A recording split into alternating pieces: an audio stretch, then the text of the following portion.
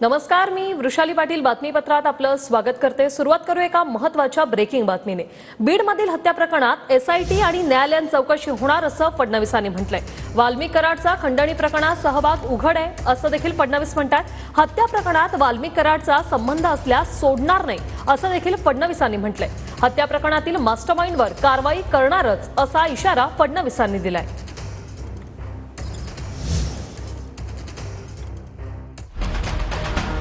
वाल्मिक कराडवर कारवाई होणार, बीड एसपीची बदली, मुख्यमंत्र्यांच्या मोठ्या घोषणा। बीडच्या केजमधील मस्साजोगचे सरपंच संतोष देशमुख यांच्या हत्या प्रकरणी मुख्यमंत्री फडणवीस यांनी मोठ्या कारवाईची घोषणा केली आहे। या प्रकरणी एसआयटी आणि न्यायालयीन चौकशी करण्याची घोषणा करण्यात आली आहे। वाल्मिक कराडवर खंडणी प्रकरणात गुन्हा दाखल असून हत्या प्रकरणामध्ये संबंध आढळल्यास कारवाई करू असा इशारा फडणवीसांनी दिला। आम्ही कुणालाही सोडणार नाही म्हणणाऱ्यांनीच वाल्मिक कराडला सोडलं। संतोष देशमुखांची हत्या झाली ती खंडणीच वाल्मिक कराडनं मागितल्याचं आव्हाड यांनी म्हटलंय।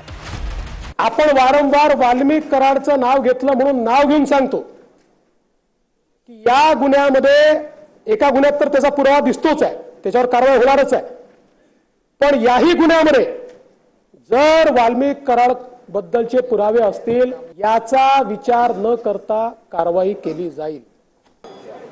आम्ही कोणालाही सोडणार नाही आहोत। तुम्ही वाल्मिक कराडला मोकळं सोडून टाकलं, त्याला सांगितलं की आम्ही 302 चा आरोपी करणार आहोत। ज्या खंडणीत नाही हत्या झाली ती खंडणी मागितलीच आहे वाल्मिक कराडनी।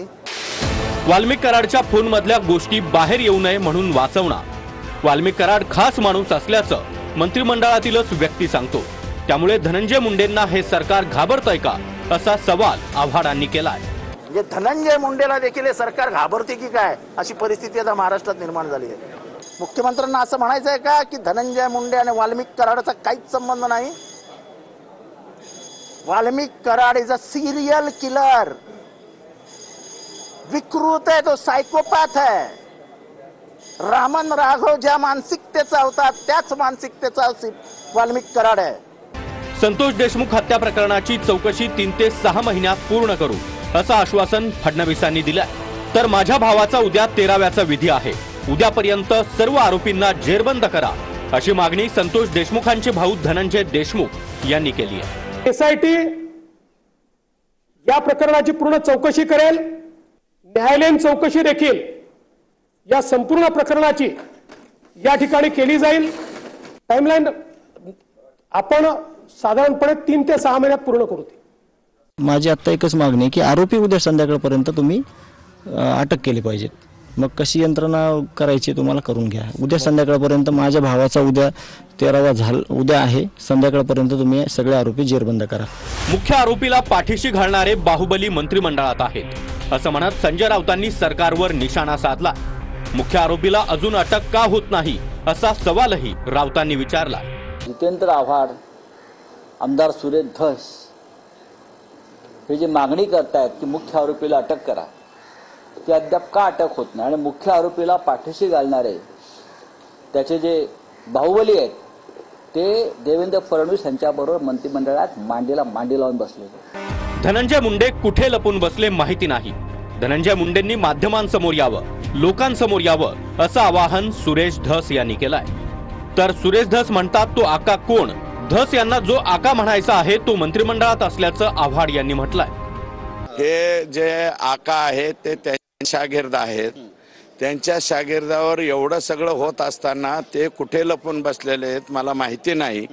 त्यांनी समाज माध्यमाच्या पुढे यायला पाहिजे, प्रसार माध्यमाच्या पुढे, समाजाच्या पुढे। नाव तर घ्यावं धस साहेब, एवढं काय आहे? आका कोण? त्यांना आका जो म्हणायचा आहे तो मंत्रिमंडळात आहे। आता आका म्हणजे आकाचा अर्थ बॉस। बॉस कोण आहे? बॉस कोणाला म्हणतात बीडमध्ये? डी फॉर डॉन आणि डी फॉर नाव घ्यायला घाबरतोय म्हणजे घ्यावं। बीड हत्या प्रकरणामध्ये बीडचे पोलीस अधीक्षक अविनाश बारगळ यांच्या बदलीचे आदेश दिल्याचं मुख्यमंत्री फडणवीसांनी सांगितलंय। तर संतोष देशमुखांच्या कुटुंबियांना 10 लाखाच्या मदतीची घोषणाही फडणवीस यांनी केली आहे। या संपूर्ण प्रकरणाची गंभीरता आणि त्यासोबत या ठिकाणी जी प्रकरणं बाहेर येत आहेत या सगळ्या प्रकरणांमध्ये कुठेतरी पोलीस प्रशासनाची कुचराई दिसत असल्यामुळे बीडच्या एसपींना ट्रान्सफर करण्याचा निर्णय हा या ठिकाणी मी घेतलेला आहे.